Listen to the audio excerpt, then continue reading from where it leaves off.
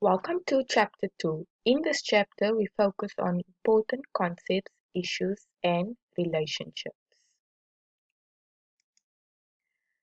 Each society must provide answers to three central economic questions. These are output, input, and distributional questions, such as what goods and services will be produced and in what quantities, how each of these goods and services will be produced, and lastly, for whom and where will the goods and services be produced? Note that the types and characteristics of goods can be found in box 1.2 in chapter 1 in the latest edition of the textbook. So what goods and services get produced? First, we need to know what are goods and what are services. Goods are tangible objects like food, clothing, books, cars, ovens, and fridges. Services are intangible things like medical services, financial services, and travel services. Examples would be when you go to the dentist, you receive a service, or when you go to the doctor.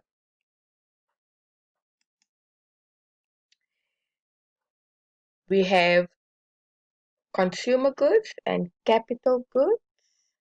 Consumer goods are used or consumed by individuals or households.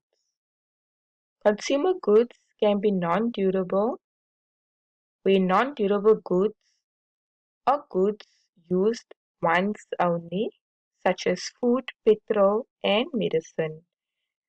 Semi-durable goods are goods used more than once, but does not last too long. Example, clothes, shoes, car tires. And durable goods are goods that can last for many years, such as refrigerators, furniture, and cars.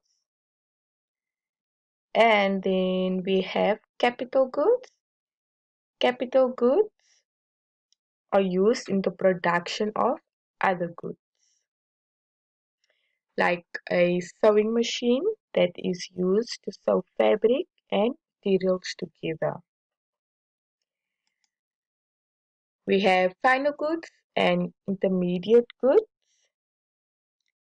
Final goods are the goods that are used or consumed by individuals, households, and firms. A loaf of bread consumed by a household, for example, is a final good.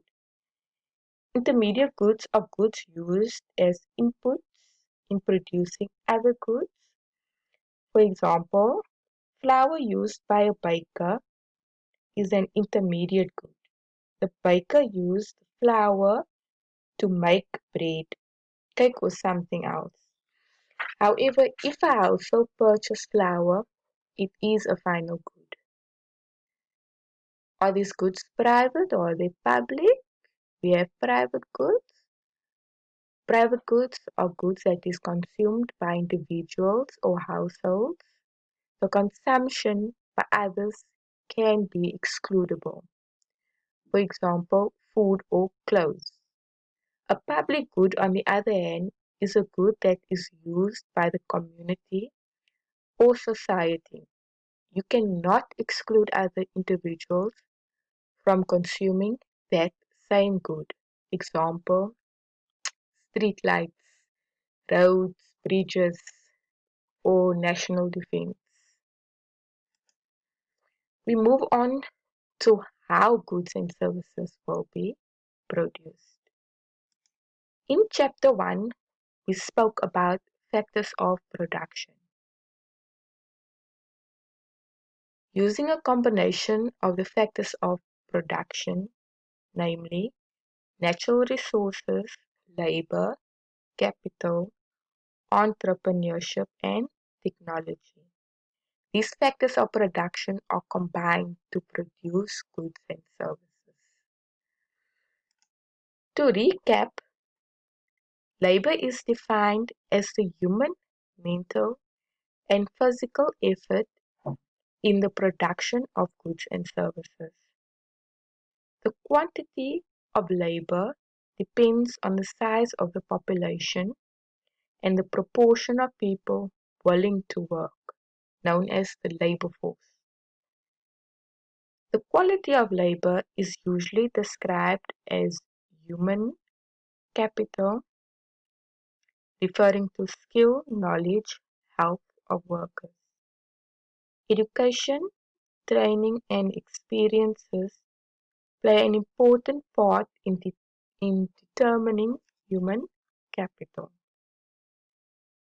Capital are manufactured resources such as machines, tools, buildings, which are used in production of other goods and services. Capital or consumable goods can be produced. This implies that if more of one is produced, there are less resources available to produce the other. Capital goods are things like buildings, machinery, equipment. These capital goods are subject to wear and tear. Therefore, the value of the goods depreciates. Entrepreneurship. Entrepreneurs are people who see opportunities and are willing to take the risk in the expectation that the products will be sold. Entrepreneurs are innovators and initiators. The fifth, the fifth factor of production. At any given time, a society has a certain amount of knowledge about the way goods and services can be produced. The discovery of new knowledge is called invention. The incorporation of this knowledge into actual production is called innovation. And then lastly, natural resources are all the gifts of nature, such as land, water, and mineral deposits. They are fixed in supply and their availability cannot be increased.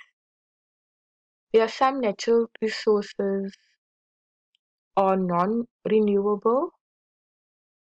Once they are used, they cannot be replaced. Example would be minerals and oil. Then we focus on the whom question. For whom will these goods and services be produced? Goods and services are produced to satisfy human wants. The distributional question is a normative issue. It depends largely on the income. Large income means person can purchase more. Small income means less consumption. The different factors of production earn income. Land earns rent, labor earns wages or salaries, capital earns interest, and entrepreneurs earn profit.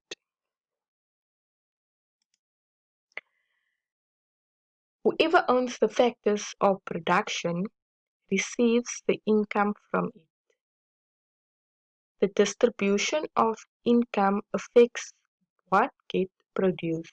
For example, if people in society are wealthy, the production of non-essential luxury goods will be greater. With an unequal distribution of income, the production of goods will be concentrated on the wants of the rich.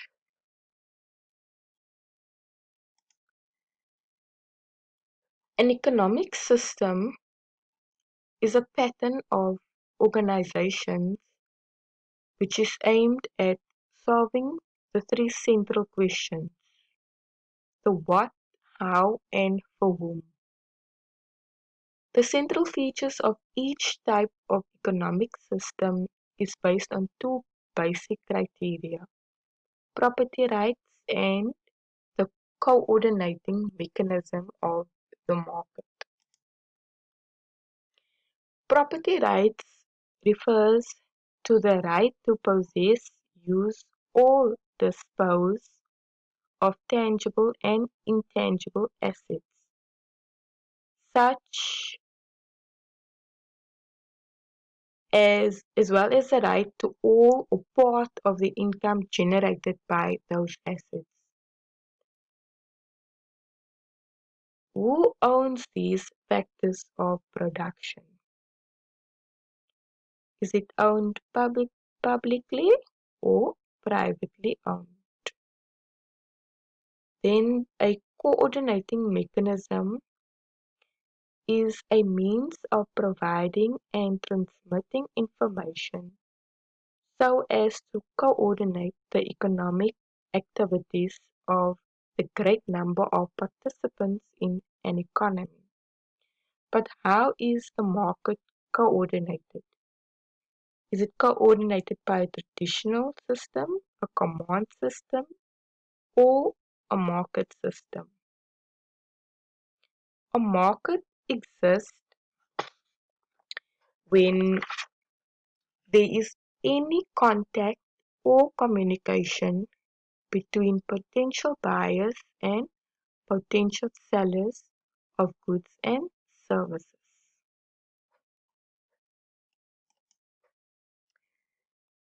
Types of economic system. We have traditional system, the command system, and the market system. In the traditional system, the same goods are produced and distributed in the same way by each successive generation.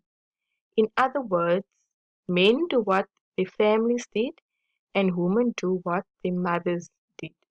This system is a rigid system and adapts slow to changing conditions and resists innovation. In the command centrally planned system, participants are instructed what to produce and how to produce it by a central authority, which also determines how output is distributed. And in a market system, there is free and spontaneous movement of market prices determined by the operation of the forces of supply and demand. Adam Smith referred to it as the invisible hand.